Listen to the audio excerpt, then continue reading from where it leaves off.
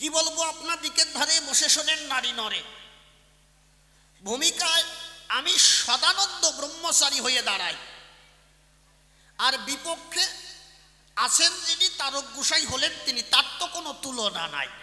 আমার কথাগুলো বোঝা যাচ্ছে?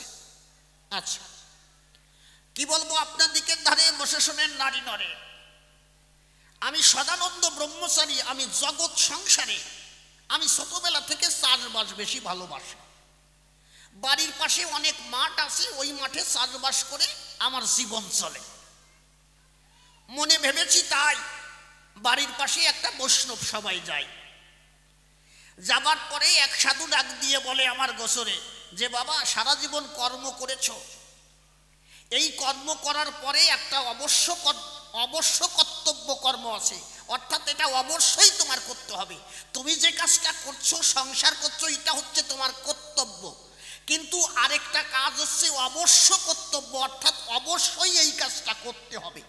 সেই কাজটা কি করেছো? আমি করলাম মানা, কর্তব্য কাজই ঠিক মতো করতে পারলাম না, আবার অবশ্য কর্তব্য কি এটা তো বুঝতে পারলাম না। কি বলবো আপনার দিকের ধারে গোসাই আমাকে ডাক দিয়ে বলে যে অবশ্য কর্তব্য হচ্ছে তাই, এই পৃথিবী ছেড়ে একদিন সবার চলে যেতে হবে, মিথ্যা বলি নাই, কিন্তু এই যে টাকা পয়সা ধন দৌলত সংসার আদি জোগাড় করছো, আমি করি মানায় এতে কোনোদিন তুমি ভগবান দর্শন পাবে না। শেষের দিনে এই ভগবান পার করতে হলে তোমার কিছু সঞ্চয় যদি না থাকে জগৎ সংসারে, তুমি কিন্তু পার হতে পারবে না। আমি বললাম তার গোসরে মাঠে কাজ করে সঞ্চয় একদম খারাপ করি নাই, মোটামুটি ব্যাংকে কিছু পয়সা রাখিস।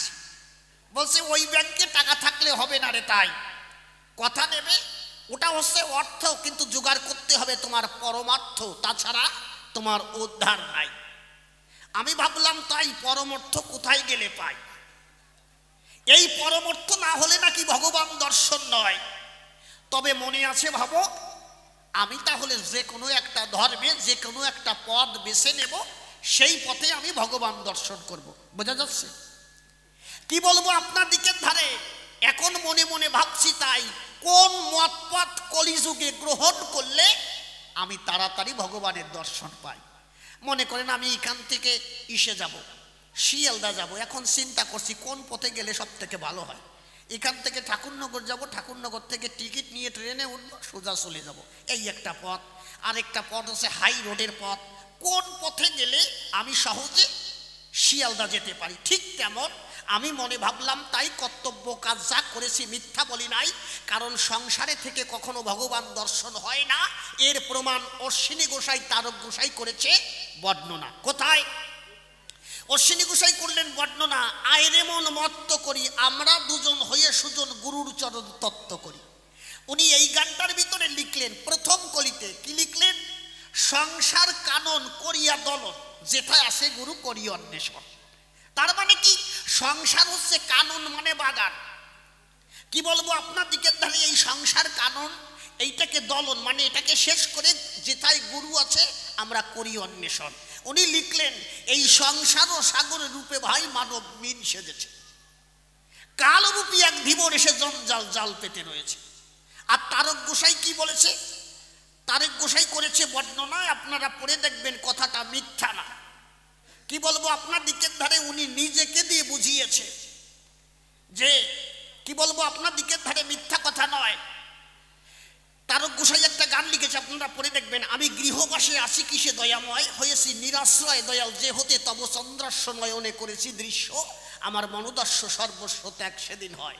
উনি বললেন যে আমি গৃহবাসে, অর্থাৎ গৃহে সংসারে কি জন্য আছি।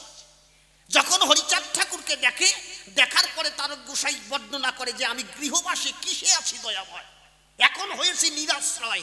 নিরাশ্রয় মানে যার কোনো আশ্রয় নাই। সংসার ছেড়ে তারক গোসাই বেরিয়ে গেলেন, হয়েছি নিরাশ্রয় দয়াল যে হতে তব চন্দ্রাস্য, চন্দ্রাস্য মানে মুখ, যে হতে হরিচাঁদ ঠাকুরকে দেখলো, যে হতে তব চন্দ্রাস্য এই নয়নে করেছি দৃশ্য, অর্থাৎ নয়নে দেখেছি, আমার মনোদাস্য সর্বস্ব ত্যাগ সেদিন হয়। আমি গৃহবাসে আছি কিছু দয়াময়। তারক গোসাই পরিষ্কার লিখলেন যে আমার গৃহে থাকার আর কোনো দরকার নাই। উনি প্রথম কলে লিখলেন, আপনারা পড়ে দেখবেন। কি বলবো আপনার দিকের ধারে বসে শোনেন নারী নরে, মিথ্যা কথা নয়। উনি লিখলেন, কি বলবো আপনার দিকের ধারে, উনি লিখলেন, জানি সন্ন্যাসীরা অন্য ত্যাগী, এরা সংসারে থাকে না, ভক্ষে ফল, কিন্তু আমি চারিবর্গ অমান্য ত্যাগী। চারিবর্গ মানে ধর্ম অর্থ মোক্ষ কাম। চারিবর্গ অমান্য ত্যাগী, আমি নামামৃত ফলভোজী। আমি ওই চারিবর্গের আশায় সাধনা করি না, নামামৃত ফলভোজী। সেই ফলের খেতে আছে আরেক ফল, সেই ফল হচ্ছে শ্রী গুরুর মুখপদ্ম 20 ফল।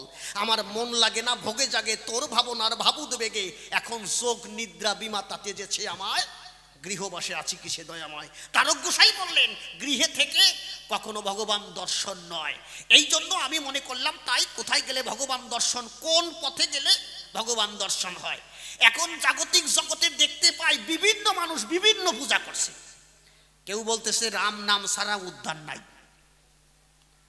মানুষ মরে গেলে রামায়ণ দেয় না, এ ঠাকুরনগর দেয় না রামায়ণ? দেয় তো। কি বলবো আপনার দিকের ধারে মনে ভাবলাম, তাই তাহলে মরার পরে যদি রামায়ণ দিতে হয়, তাহলে রামচন্দ্রের উপরে আর কোনো ভগবান নাই। মনে আছে ভাবো, এই রামচন্দ্রকে ভাবি, আর যে কয়টা দিন আছে সেই কয়টা দিন থাকবো। আমি এইটার চিন্তা ভাবনা করে আমি ভাবলাম, তাই তাহলে একটু রামচন্দ্রের জীবনী পড়তে পারি।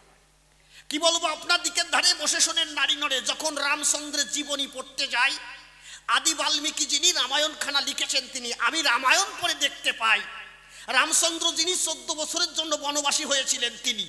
কি বলবো আপনার দিকের ধারে, মিথ্যা কথা নয়, এই ভগবান নিজে ভগবানত্ব স্বীকার করেছে, কিন্তু উনি পরিপূর্ণভাবে এই রামলীলা অর্থাৎ ত্রেতা যুগের লীলাটা সম্পূর্ণ উনি করতে পারেন নাই। একজন ভগবান তিনি যদি সম্পূর্ণ লীলা না করতে পারে, যদি বলেন কেমন? রামচন্দ্র 14 বছরের জন্য বনে গেল, বনে যাওয়ার সঙ্গে সঙ্গে বউডি হারায় গেল। কথাগুলো লক্ষ্য করে শোনে, স্ত্রী হারিয়ে গেল, হারিয়ে যাওয়ার পরে কোথায় গেল? রাবণ রাজা নিয়ে গেল। রাবণ রাজার কাছ থেকে যাও কোনো রকম যুদ্ধ টুদ্ধ করিয়ে বাড়ি নিয়ে এসে, বাড়ি আনার পরে ওই স্ত্রীকে আবার 5 মাস গর্ভবতী অবস্থায় আবার বনবাসে দিয়েছে। এই জন্য তারক গোসাই লিখেছে, কলম ধরে আপনারা পড়ে দেখবেন, যে তোমরা দুঃখ জানো কি রে? কি জানো দুঃখের? দুঃখের কিছুই জানো না। তোমরা দুঃখ জানো কি রে? ওই জানো কি রে কত না কাঁদাইয়েছিলে, শেষে দুঃখ না সইতে পেরে মাটি ফেরে মাটির সঙ্গে মাটি হলে। সীতা যিনি দুঃখ সইতে না পেরে মাটির সঙ্গে মাটি হয়ে গেল। আমি মনে মনে ভাবলাম, তাই যার নিজের স্ত্রী সুখ পাই নাই, তারে ভজন সাধন করে আমি সুখ পাবো, এইটা আমার বিশ্বাস হয় না রে ভাই।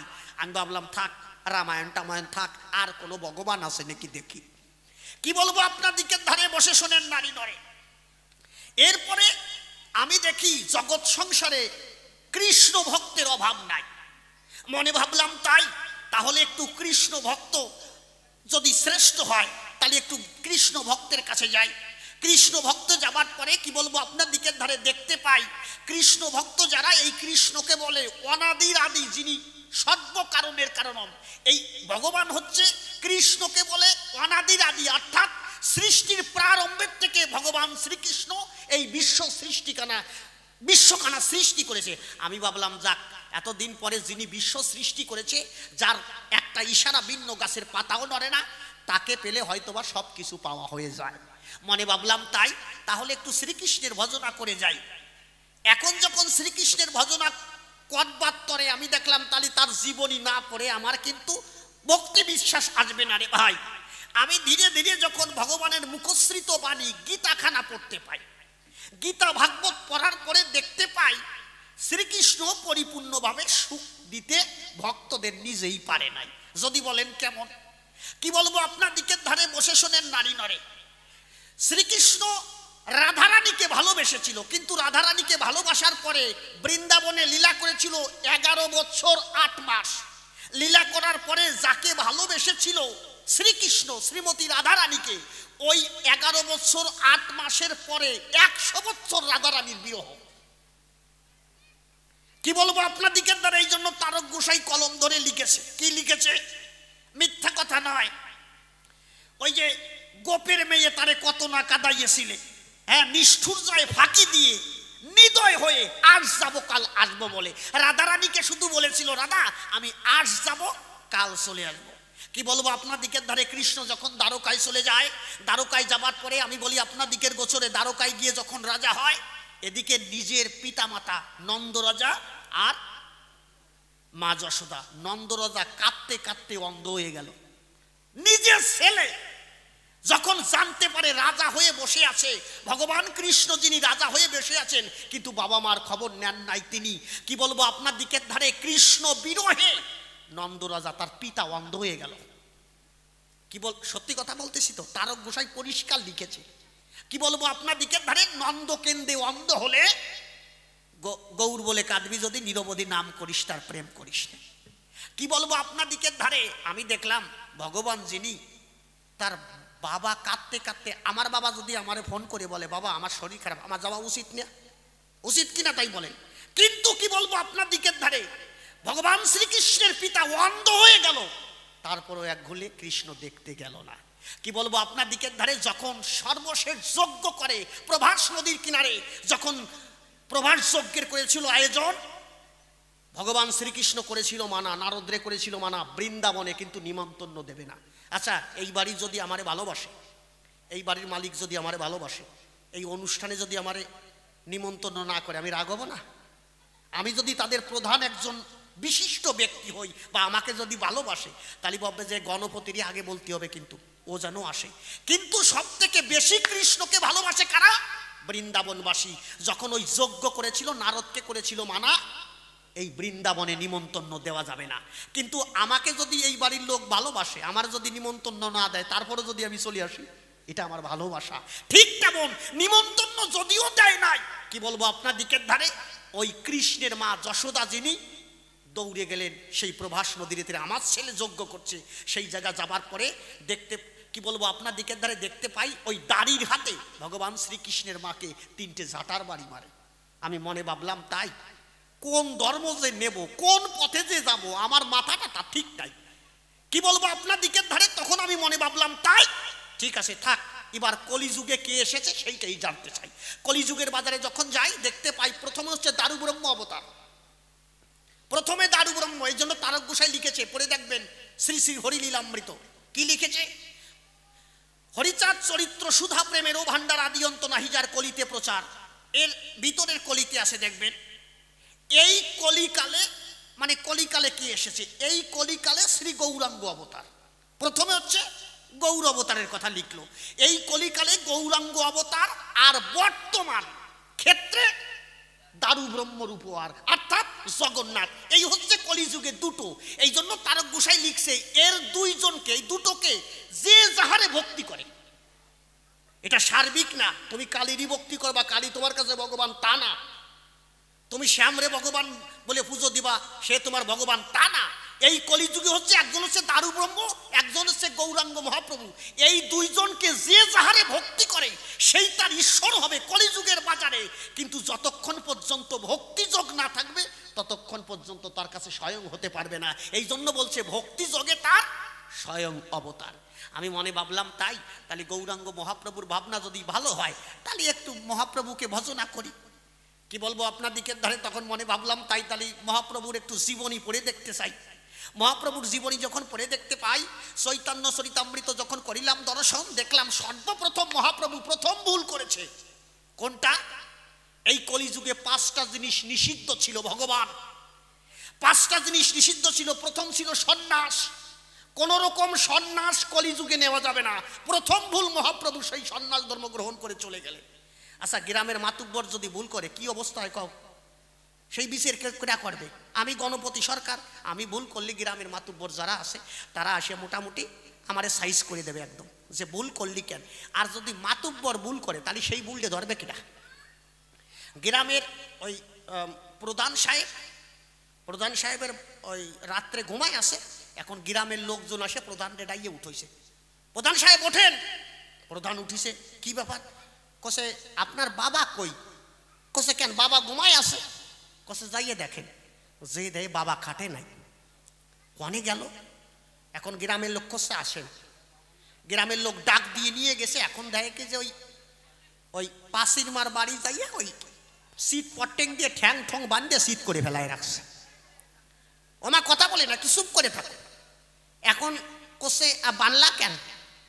কোসে বানলাম কেন এখনো বুঝতে পারতিস না? তোমার বাবা ঘরে নাই, এই পাশের মার কাছে গেছিল, এই জন্য ঠ্যাং বাঁধতে শীত করে ফেলায় রাখছি। আমরা ভুল করলি প্রধান সাহেব আপনি বিচার করেন, এখন আপনার ভুল হয়েছে, এর বিচার কিরা করবে? প্রধান করছে কি তা তো ঠিক, তাহলে এক কাজ করি, তোমাদের উপর বার দিয়ে দিলাম, তোমরা যে বিচার করবো আমি সেই বিচার মেনে নেব। কি বলবো আপনার দিকের ধারে এই কথা বলার পরে তখন ওই বাবারে কষে ছাড়িয়ে দাও, আগে আমার বাবারে ছাড়িয়ে দাও, বাবারে ছেড়ে দিল, বাবা বাড়িতে চলে গেল। মোটামুটি সালিশি শেষ করে প্রধান বাড়ি গেল, আর ওর বাবা ঘুমাই নেই, প্রধানের বাবা ঘুমাই নেই, হাঁটিয়ে বেড়াচ্ছে এদিক দিয়ে ওদিক দিয়ে হাঁটিয়ে বেড়াই। এখন যেই ছেলে বাড়ি আইছে, ও বা কি বিচার করেছিস? ওই বিচারের রায় শোনা যায়।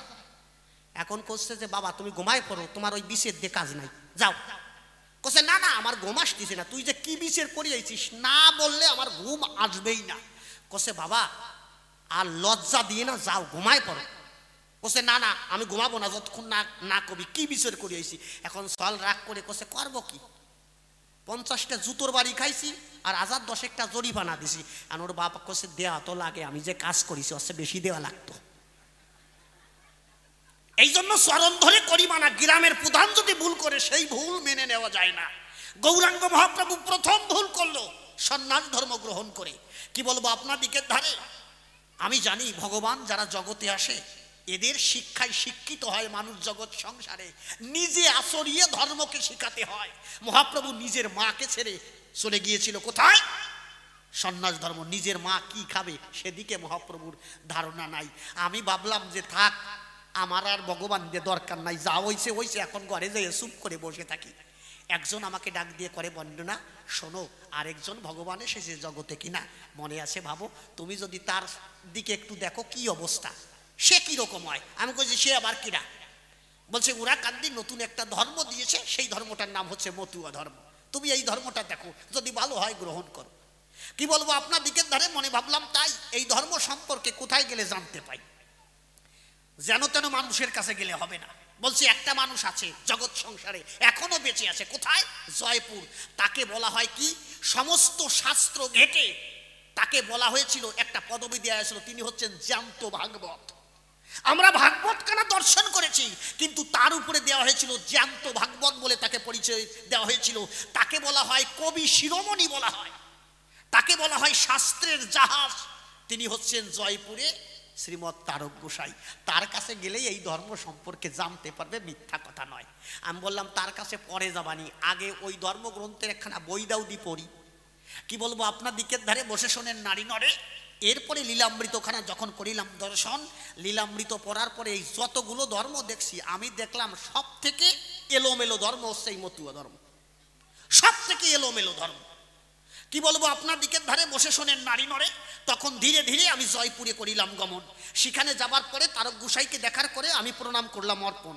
গোসাইকে করলাম মানা, গোসাই কিছু কথার জবাব না দিলে আজ ছাড়বো না, মনে আছে বাবু? আমি কিছু প্রশ্নের জবাব তোমার কাছ থেকে নেব। গোসাই আমাকে ডাক দিয়ে কয়, বাবা কি জানতে চাও? সুন্দরভাবে বুঝাইবো ধর্ম সবার গায়ে। এইখান থেকে প্রশ্ন করবো শুরু, আপনারা শুনবেন জ্ঞানী আর গুরু। তার কাছে প্রথম প্রশ্ন করি দেন, গোসাই আমি যখন লীলামৃত পড়ে দেখতে পাই, লীলামৃতের ভিতরে পরিষ্কার লেখা হরিচাঁদ ঠাকুর যেভাবে কর্ম করেছে সেই কর্মের উপরে বিবরণ দিয়েছে। এরপরে অন্য অন্য গ্রন্থ দেখেছি রে, তাই কি বলবো আপনার দিকের ধারে হরিচাঁদ ঠাকুরের দ্বাদশ আজ্ঞা লিখেছে, তোমার এক ছেলে, মিথ্যা কথা নয়। দ্বাদশ আজ্ঞায় কি লিখেছে? সদা সত্য কথা বলবে, এটা খারাপ না। এরপরে পিতামাতাকে ভক্তি করবে, এটাও খারাপ না। এরপরে চরিত্র পবিত্র ব্যক্তির প্রতি জাতিভেদ করিও না, এটাও খারাপ না। কিন্তু একটা যা লিখেছে ওটা আমার ভালো লাগলো না। কি? পর স্ত্রীকে মাতৃজ্ঞান করিবে, এইটা আমার ভালো লাগলো না। কসে তার মানে? আমি বললাম তাই। পর স্ত্রীকে মাতৃজ্ঞান মানে কি? মানে আমি যে নারীকে দেখবো সেই নারীও আমার মা হবে, তাই না? এনে যে কয়জন বসা আছে সবাই আমার মা। আচ্ছা সবাই যদি আমার মা হয় তাহলে আমার বাবার কি হবে? ইন্দ্রা আগে তাই কও, আমার বাবার কি হবে আগে তাই কও। আমার বাবা মরিয়ে যাবে না, বাঁচবে? আমার বাবা কি কৃষ্ণ? আমার বাবা কি কৃষ্ণ নাকি? আমার বাবা কৃষ্ণ না, মানে আমি ওইটা ভরে বিতালে পড়িয়ে গেছি। কয় কি? পর স্ত্রীকে মাতৃজ্ঞান করো, মানে তোমরা সবাই হচ্ছ মা, তাহলে আমার বাবার কি বউ হয় না সব? তাইছো কি বিতাল একটা কথা। আমি মনে ভাবলাম তাই এই মতুয় ধর্মের কিছু উল্টো পাল্টা কথা আমি বুঝতে পারি নাই, কিন্তু আমি করি মনে সমস্ত গ্রন্থ দেখার পরে দেখলাম সমস্ত গ্রন্থ এলোমেলো, কোনো কিছু ভালো লাগে না। তাই প্রথম প্রশ্ন তোমার কাছে করি দান গোসাই, আমি সত্যযুগের ভগবানের জীবনী জানি, ত্রেতা যুগের জানি, দাপরের জানি, কলিযুগের সব কিছু জানি, কিন্তু তোমার কাছে জানতে চাই কলিযুগে আমি একজন সাধারণ চাষা হয়ে তোমার কাছে জানতে চাই, আমি একজন সাধারণ চাষা হয়ে কোন ধর্ম, কোন মত, কোন পথ গ্রহণ করলে আমি তারাই সেই ঈশ্বরের দর্শন পাই, নিজে আচরিয়ে কোন ভগবান দেখিয়েছে ধর্ম, এইটাই তোমার কাছে জানতে চাই। আমি তার কাছে গিয়ে দীক্ষা নিতে চাই, কোন ভগবান বা কোন পথ, কোন মত গ্রহণ করলে আমি তাড়াতাড়ি পাবো সেই ভগবান, এইটাই তোমার কাছে জানতে চাই সর্বস্ব অবস্থা। গোসাই তো একটা জবাব দেবে যে বাবা এই পথে যাও, তুমি তাড়াতাড়ি ভগবান দর্শন হবে। আপনারা কি বুঝতে পারছেন আমার কথাগুলো? আমি অনেক ধর্ম দেখেছি, মতুয় ধর্ম যে আমার কাছে ভালো লাগে তা আমি বলতেছি না, কিন্তু উনি যখন শাস্ত্রীয় পণ্ডিত, উনি সমস্ত গ্রন্থ জানে, তাহলে উনি একটা সিদ্ধান্ত, সুন্দর সিদ্ধান্ত দিবে আমাকে, যে সিদ্ধান্ত অনুসারে আমি সেই ধর্মে দীক্ষিত হয়ে কলিযুগের মানুষ হয়ে যাতে তাড়াতাড়ি আমি পেতে পারি ভগবান। মিথ্যা কথা নাই। জানেন এই মতুয় ধর্মে যারা, এরা বোঝে না, এরা হলো খিচুড়ি খাওয়া বুদ্ধি, এ গেল খিচুড়ি খাওয়া বুদ্ধি। খিচুড়ি খাওয়া বুদ্ধি কতটুকু হয় কি বলবো, খিচুড়ি খালি ওই পেট মোটা হয়, এছাড়া আর কিছু হয় না, বুঝলে? গৌরাঙ্গ মহাপ্রভু বলে গেছে এক, এরা করে আর এক। কি বলেছে মহাপ্রভু? বলেছে আপনারা পড়ে দেখবেন, মহাপ্রভু বলছে হরিনাম ছাড়া গতি নাই, গতি নাই, গতি নাই। কি বলবো, আপনার দিকের ধারে বসে শুনেন নারী নড়ে। হরিচাঁদ ঠাকুরের প্রথম আজ্ঞা একটা মতুয়া পালন করে না। প্রথম আজ্ঞা কি? সদা সত্য কথা বলবি, এক, সত্য কথা তো কেউ কয় না, আর হাতে কাজ মুখে নাম। হাতে কাজ করতে হবে, মুখে নাম করতে হবে। কিন্তু তারক গোসাই, এরপরে মহানন্দ পাগল, হীরামন পাগল, এই হীরামন পাগল কি করেছে জানো? এই হরিচাঁদ ঠাকুরের বিরুদ্ধে চলেছে, হাতে কাজ মুখে নাম। এই হরিচাঁদ ঠাকুরকে দেখার পরে হীরামন পাগল যিনি, উনি বলছে সংসারে আর থাকবো না, আমার কাজ টাজ করতে ভালো লাগে না। কেন তোমার কাজ করতে ভালো লাগবে না কেন? হরিচাঁদ ঠাকুর বলেছে আগে হাতে কাজ করো, মুখে নাম করো। এই হীরামন যদি কাজ করে না, একদিনে 10টা জনের কাজ করতে পারে হীরামন। হীরামন ঠাকুরকে দেখার পরে, হরিচাঁদ ঠাকুরকে দেখার পরে সংসারে আর কোনো কাজই করে না। চৈতন্যবালা ডাক দিয়ে হীরামনকে কয়, এই হীরামন কাজ করিস না কেন? আচ্ছা হরিচাঁদ ঠাকুরের কর্ম হচ্ছে হাতে কাজ মুখে নাম কর, তুই সংসারের কাজ কর আর নাম কর। করছে না, আমার আর ভাল লাগে না। তাই হীরামন প্রথম ঠাকুরের কাছে বাদ পড়িছে না, এই জন্য আমার ভালো লাগে না। তোমার কাছে প্রথম প্রশ্ন জানতে চাই, কলিযুগের মানুষ আমি চাষবাস করে খাই, তারক গোসাই সুন্দরভাবে জবাব দিও, আমি কোন মত, কোন পথ অবলম্বন করলে তাড়াতাড়ি ভগবান দর্শন পাই, তার একটা সাচ্চা পথ, সাচ্চা মত, সাচ্চা ধর্ম তোমার কাছে, সেই ধর্মের কথা শুনতে চাই। একদম পরিষ্কার কথা।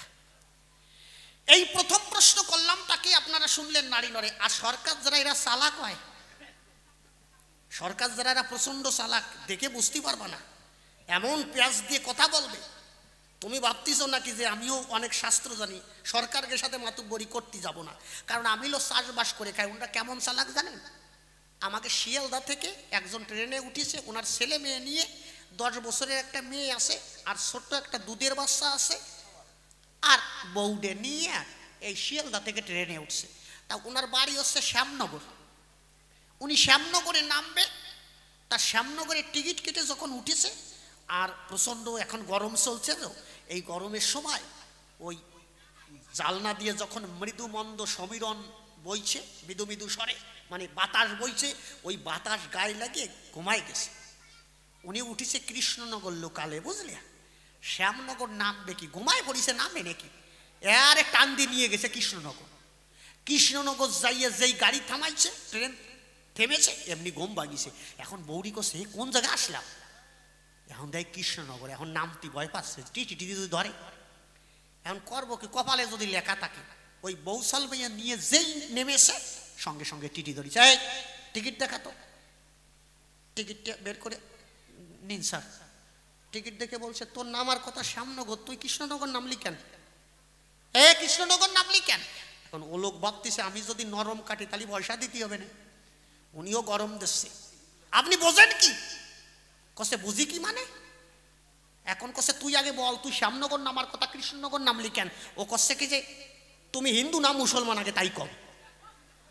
টিটি হাক করে বলিছে, টিটি প্রশ্ন করে এক উত্তর দেয় আর এক। এই তোরে বললাম তুই কৃষ্ণনগর শ্যামনগর নামার কথা, কৃষ্ণনগর নামলি কেন? আমি হিন্দু না মুসলমান তাদের তো দরকার কি, আগে আগে তাই কও তুমি হিন্দু না মুসলমান। কয় কি কেন, আমি হিন্দু মানুষ, আমি সনাতন ধর্মের মানুষ। কচ্ছে তুমি যদি হিন্দু হও তাই তুমি আগে কও শ্যাম আর কৃষ্ণ আলাদা না এক। ওই টিটি হাক করে বলিছে, কয় কি আগে তুমি কও শ্যাম আর কৃষ্ণ আলাদা না এক। কয় এক, কয় আমার কৃষ্ণনগর নামি শ্যামনগর নামি, তাতে তোমার কি? ওই টিটি ভাবছে টুপি কিরম বে ভরালো আমার। টিটি কিছুই করতে পারতিছে না, যদি বলতো আলাদা তাহলে দুটো পয়সা দিতাম তোমার। তুমি যদি কইছো এক তাহলে আমার কৃষ্ণনগর ভালো লাগছে নামছি, শ্যামনগর ভালো লাগলে আমার নাম বাড়ি, তাতে তোমার কি? এখন টিটি কয় আমার সামনে সর সর, আমার সামনে। বউ সলমাইয়ে নিয়ে এখন বাড়ি হচ্ছে শ্যামনগর, বোঝো না, কৃষ্ণনগর থাকলেই হবে। এখন ওই ট্রেন ব্যাক করে আবার শিয়ালদা আসবে। এখন ও ভাবছে তাহলে এই বগিটি থাকা যাবে না, সামনের দিক যাই, আর টিটি যাতে ঠিক না পায়, কারণ আবার শ্যামনগর পর্যন্ত যাতে হবে। যাইয়ে একদম সামনে ইঞ্জিনের বগিটি ঢুকিছে, বুঝলে, যাতে টিটি ঠিক পায়, ঠিক না পায়। কিন্তু ওই ইঞ্জিনের বগির পাশে ছোট্ট একটা বেঞ্চ আছে, ওইটা হচ্ছে সরকারি অফিস স্টাফদের বেঞ্চ। মানে ওই যে টিটি, ওই টিটির বেঞ্চে যাইয়া ওরা যাই বইছে, বসবি তো বয়, ওই বেঞ্চে যাইয়া বইছে। যেই গাড়ি ছেড়ে দিয়েছে আবার শিয়ালদা আসবে, এখন ওই টিটি 2-3 রাউন্ড দিয়ে ওই জায়গা বসতে গেছে, বুঝলি। যাইয়ে দেখে কি ওই শালা ওনে বসা, দিয়ে যা রাগ হইছে।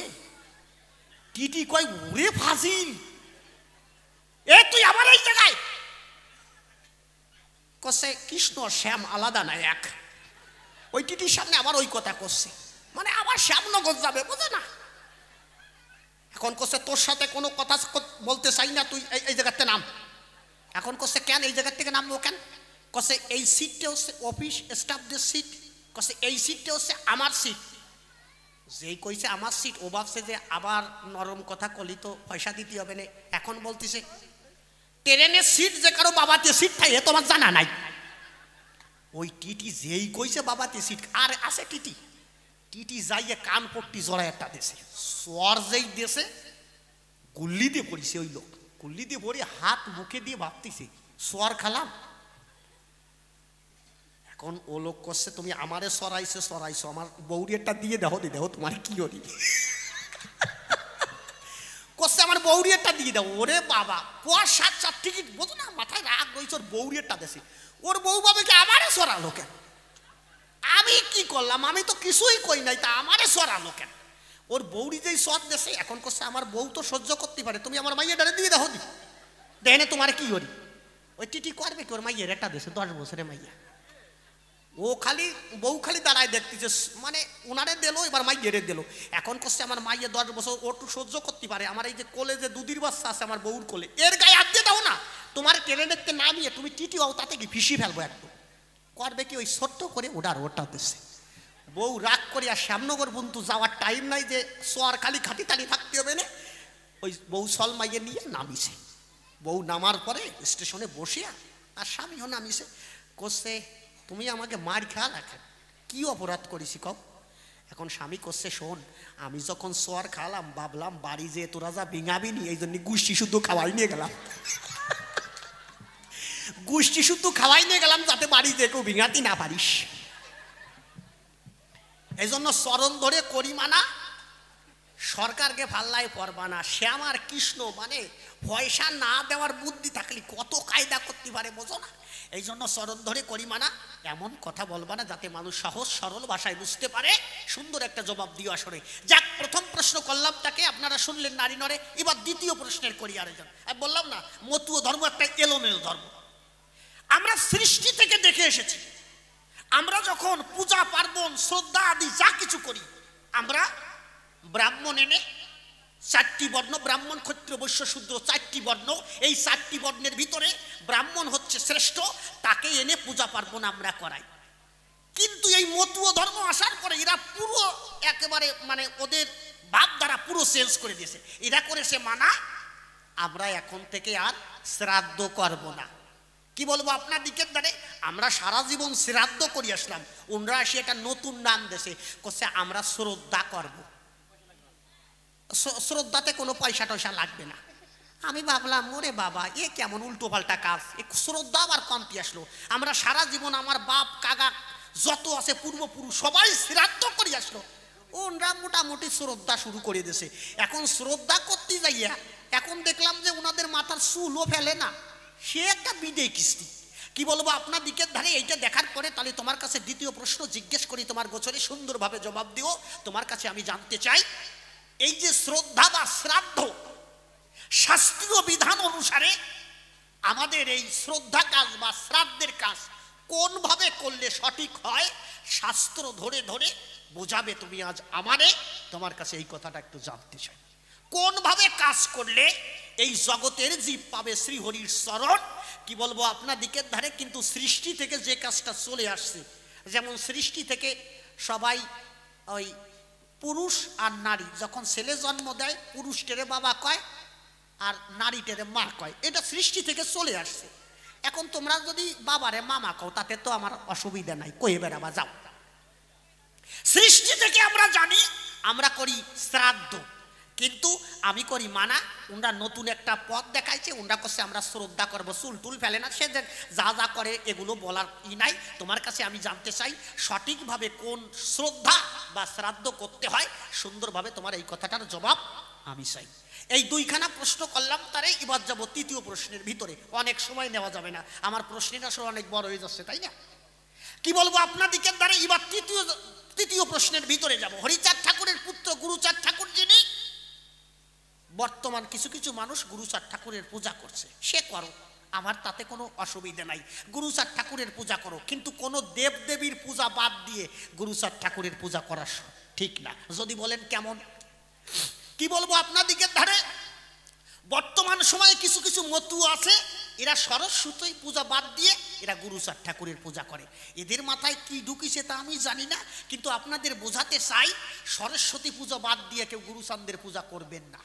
যদি বলেন কেমন, আমি যুক্তি অনুসারে আপনাদের বোঝাবো, যদি যুক্তি দিয়ে না বোঝাতে পারি আমি কখনো এই কথা আর বলবো না। যেমন আমি জাগতিক জগতের কথা বলছি, যেমন আমাদের ভারতবর্ষের প্রধানমন্ত্রী, এই ভারতবর্ষের প্রধানমন্ত্রী, আপনি তার কাছে গিয়ে যদি বলেন যে মোদিজি বা প্রধানমন্ত্রী কথা নেবেন, আপনি আমার পড়ালেখার জন্য কিছু পুস্তক দেবেন, বই দেবেন, আচ্ছা প্রধানমন্ত্রীর কাছে গেলে পাওয়া যাবে? প্রধানমন্ত্রী কবে তুমি বোঝো না, আমি আলাদা আলাদা সেক্টর ভাগ করে দিয়েছি, তোমার যদি বই লাগে, তোমার যদি শিক্ষার প্রয়োজন হয়, দেখো আমি আমার রাজ্যের ভিতরে শিক্ষামন্ত্রী করে দিয়েছি। সত্যি কথা কিনা? অর্থাৎ শিক্ষামন্ত্রীর কাছে গেলে তুমি এই শিক্ষাটা পাবে, আমার কাছে আসলে তুমি পাবে না। এরপরে কেউ যদি খাবার চায়, খাদ্য চায়, তখন মোদিজি বলবে, প্রধানমন্ত্রী বলবে, এই তোমাদের রাজ্যে দেখো আমি খাদ্যমন্ত্রী তৈরি করে দিয়েছি। খাদ্যমন্ত্রী, রেলমন্ত্রী, মানে আলাদা আলাদা সেক্টর ভাগ করে দিয়েছে। এই জন্য বিশ্বপিতা ভগবান তিনি আলাদা আলাদা সেক্টর ভাগ করে দিয়েছে। কি সেক্টর? সরস্বতীকে দিয়েছে বিদ্যার ভার। সরস্বতীকে বলেছে শোনো, তোমাকে যদি কেউ সঠিকভাবে পূজা করতে পারে, কথা নাও, তার উপরে তুমি একটু বিদ্যা বর্ষণ করো, অর্থাৎ তাকে একটু বিদ্যা দিও, তাহলে সে সুন্দরভাবে পড়ালেখা করতে পারবে। আচ্ছা বলেন দেখি, আমার গোসরে ভগবানের কাছে গেলে বিদ্যা দেবে নাকি? কারণ আলাদা সেক্টর ভাগ করে দিয়েছে। লক্ষ্মীকে দিয়েছে ধনের দেবী, লক্ষ্মীকে করেছে বর্ণনা, তোমাকে যদি সঠিকভাবে পূজা করতে পারে, সঠিকভাবে সন্তুষ্ট করতে পারে, তার ঘরে তুমি ধন ঢুকাইয়ে দিও, অর্থাৎ ভরে দিও। কি বলবো আপনার দিকের দ্বারে, এরপর ভগবানের কাছে গেলে ধন পাওয়া যাবে? পাওয়া যাবে না। এই জন্য সরস্বতী পূজা করতে হবে। কিন্তু তোমার কাছে আমি জানতে চাই, মতুয়ারা এই সরস্বতী পূজা বাদ দিয়ে গুরুচাঁদের পূজা করার কি কারণ? সত্য করে বোঝাইও সভা মাঝে, এইটাই তোমার কাছে করিলাম অর্পণ। অযথা বুঝতে পারিস, একদম পরিষ্কার কথা। দেখি গুরুচাঁদ ঠাকুরের পূজা করব না সরস্বতী পূজা করব, কোনটা করব? কথা নিও, সুন্দরভাবে বোঝাইও। আর বেশি বলবো না। অশ্বিনী গোসাই যে গানগুলো লিখেছে আর রসিকবাবু যে গান লিখেছে, রসিকবাবু একটু দোষারোপ করলেন, কেন তোমার এমন খেলা ফলে ফলে, কেন বা মানুষের মন গড়েছ এমন করে। এই যে সৃষ্টির শ্রেষ্ঠ জীব হচ্ছে এই মানুষ, কিন্তু এদের মনটা কেমন জানেন? এরা দুদিনের ভালো লাগা ভুলে যায় 2 দিন পর। একটা কুকুর, আপনাদের বাড়িতে অনেকের কুকুর আছে, এই কুকুরকে আপনি যদি গোটা 10 দিন খেতে দেন, প্রত্যেক দিন করে খেতে দেবেন 10 দিন, ওই কুকুরটা আপনাকে 10 বছর মনে রাখবে। ওর মনটা এমন ভাবে তৈরি হয়েছে, 10 বছর মনে রাখবে। এমনও হতে পারে মরার আগ পর্যন্ত আপনাকে মনে রাখবে। আপনার কোনো বিপদ হলে ওই কুকুর সঙ্গে সঙ্গে ঝাঁপায় পড়ে। আর 10 দিন মাত্র খাবেন, আর একটা মানুষকে 10 বছর খাবেন, তারপরে মানুষের পরে বিশ্বাস রাখতে পারবেন না। ওদের মন এমন ভাবে তৈরি হয়েছে। আরে মানুষের কথা কি বল, রোডে যদি কোনো জায়গায় কুকুরের বাচ্চা অ্যাক্সিডেন্ট হয়, লক্ষ্য করে দেখবেন ওই মা কুকুরটা প্রত্যেকটা গাড়ির পিছনে দৌড়ায় যে আমার বাচ্চাটাকে কে মেরে দিল। আর বর্তমান আমাদের মানুষের মার কথা তো বলবো না, এরা সলমাইয়া ফেলাই দিয়ে চলে, এদের মন দিয়েছ। আরে নিজের ছেলে নিজের মা বাবার তো খেতে দেয় না, মানুষের মন দেখেছো কেমন? বাংলাদেশের একজন বিখ্যাত গায়ক একটা গান লিখেছিল, এরা মা বাবাকে দেয় না খেতে, বউয়ের কথায় নাচে, এমন গাধায় সংসারে অনেক অনেক আছে দাদা।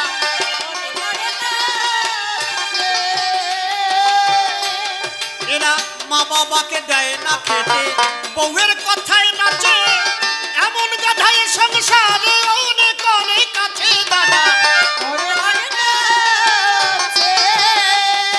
একটু ভালো করে তাকালেই, ভালো করে তাকালেই কাটবে চোখের ধাঁধা। কে বলে হরি হরি হরি জয় জয় শান্তি হরি গুরু চরণে হরি হরি ভারতবর্ষে নয় কোনো গাধা, দাদা নাই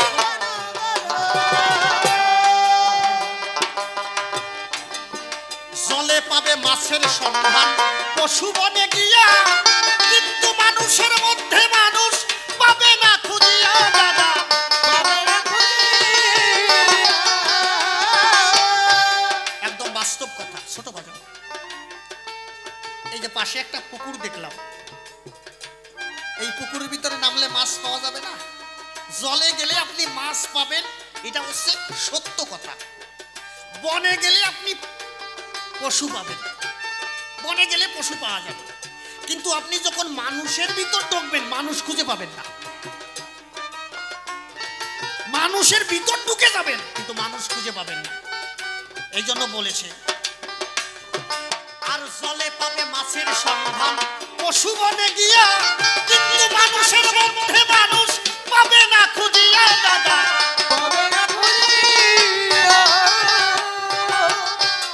এরা মানুষের মুখোশ পরা, মানুষের মুখোশ মানুষের গাদা।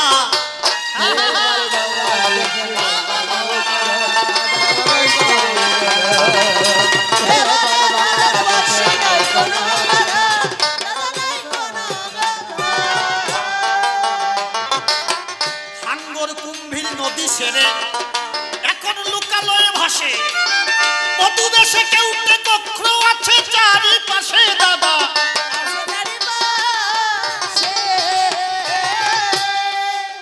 একটু ভাবনা করলে বোঝা যায় মানুষ কি অদ্ভুত জীব। এই গ্রামের যদি প্রধান থাকে বা বড় মুস্তান থাকে, ওই মুস্তানে গিয়ে বলবেন আপনি একটা সিংহের বাচ্চা, ওই মুস্তানের দেখবা বুক চওড়া হয়ে গেছে। জলে পাবে মাছের সন্ধান পশু বনে গিয়া, মানুষের মধ্যে মানুষ পাবে না খুঁজিয়া দাদা, পাবে না খুঁজিয়া। এরা মানুষের মুখোশ পরে, মানুষের মুখোশ পরে মানুষের গাদা।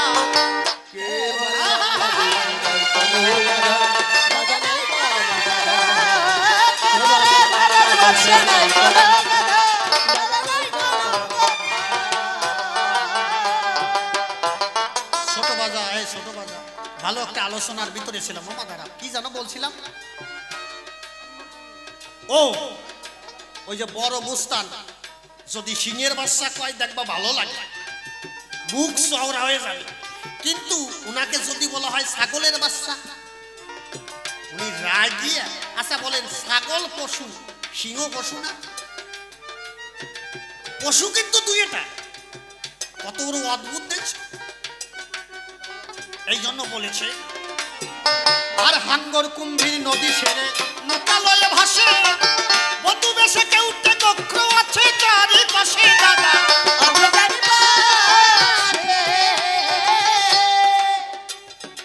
হাঙ্গর কুম্ভীর যে খালি নদীতে পাওয়া যায় এইরকম না। অনেকে কয় না এই জলে নামি হাঙ্গরের সঙ্গে যুদ্ধ করিস না, বলে না। তাহলে হাঙ্গর কারে করলো? গ্রামের নেতাটা কুমিরের সাথে জলে নামে লড়াই করিস না, তার মানে ওই নেতা হচ্ছে কুমির। তাহলে কুমির যে শুধু নদীতে পাওয়া যায় এইরকম না, এখন লোকের ভিতরে কুমির হাঙ্গর পাওয়া যাচ্ছে পরিষ্কার, তাই না? খালি যে জলে কুমির আর হাঙ্গর থাকে এইরকম না, এখন লোকালয়ে কুমির আর হাঙ্গর পাওয়া যাচ্ছে। এই জন্য সাধক গাইলেন হাঙ্গর কুম্ভীর নদী ছেড়ে লোকালয়ে ভাসে, বধূ বেশে কেউটে কক্ষ আছে চারিপাশে দাদা। একটু ভালো করে তাকালেই, ভালো করে তাকালেই কাটবে চোখের ধাঁধা।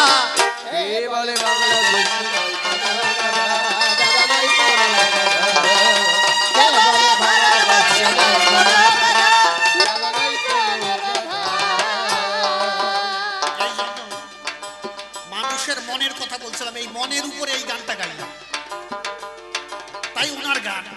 কেন বা মানুষের মন করেছো এমন করে, এরা দুদিনের ভালো লাগা ভুলে যায় দুদিন পরে।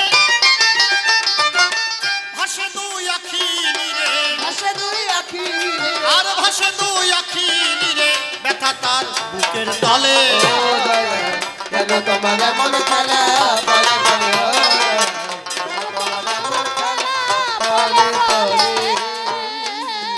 কেন বা সাথী হারা হারানো সাথী তীরে, নিদারুণ ব্যথা সয়ে আচকা দিয়া ফেরে।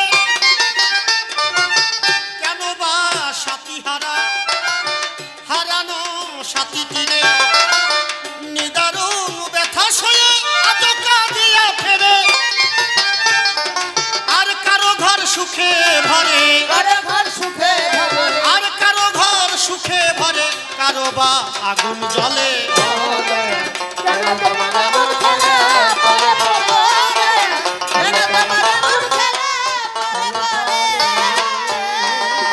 কেন বা দমকা ঝরে আর নিভে যায় আশার বাতি, কারো পথ আলোয় ভরে, কারো বা আধার রাতি।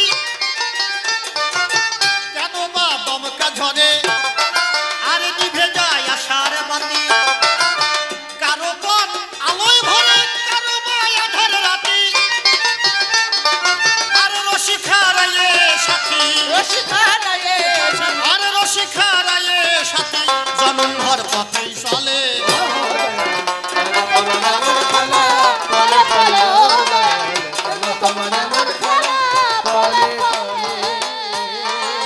যেভাবেতে প্রশ্নপত্র সভায় করলাম দান, এক এক করে ধরে ধরে তার দিও সমাধান। তবে আর বেশি কথাই আমি বলবো না, বলবো না, ছেড়ে দিয়ে যাবো আমার এই কাব্য আলোচনা। এরপরে তারক গোসাই সভাতে আসিবে, তাহার ভাবের কথাগুলি তুলিয়া ধরিবে। দেখিয়ে সে কোন ভাবে সে কোন কোন কথা কয়, কোন ভাবে এসে যায় তার ভাবের পরিচয়। তবে আর বেশি কথাই আমি বলবো না, বলবো না, ছেড়ে দিয়ে যাবো আমার কাব্য আলোচনা। যাক, তবে বেশি বলে কোনো দরকার নাই, আমার মতো ভাব এখানে শেষ করিতে চাই। এরপরে গোসাই আমার সভাতে আসিবে, তাহার ভাবের কথা তুলিয়া ধরিবে। দেখিয়ে সে কোন ভাবে কোন কথা কয়, কোন ভাবে এসে যায় তার ভাবের পরিচয়। তবে আর বেশি কথা বলবো না, বলবো না, ছেড়ে দিয়ে যাবো আমার কাব্য আলোচনা। এদিকে যে আছেন যারা ভক্তগণ বন্দনা করে যায়, সবার জন্য অনুভূতি আমার মর্যাদা করে রেখে দেবেন আপনার জন্য করে। এই পর্যন্ত আমার ভাব সাঙ্গ হলো। প্রেমানন্দে ভক্ত বৃন্দে সবাই হরি হরি বলো, হরি বল।